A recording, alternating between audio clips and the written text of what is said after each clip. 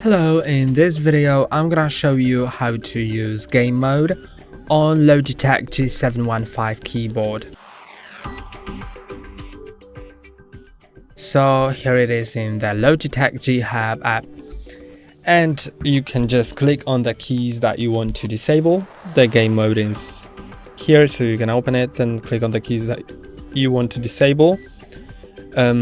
You can see that these keys are disabled by default.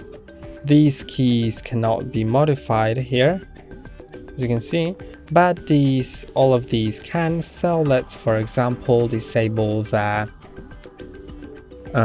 V, B, and N key. Then you can also disable the space, whatever, from here, like that. And then when it's set to that, you can just click on this button right here to activate this mode.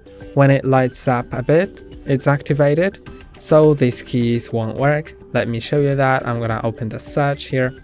You can see C works, but V, B, and N doesn't work. And that's all for today. Don't forget to like and subscribe. See you next time.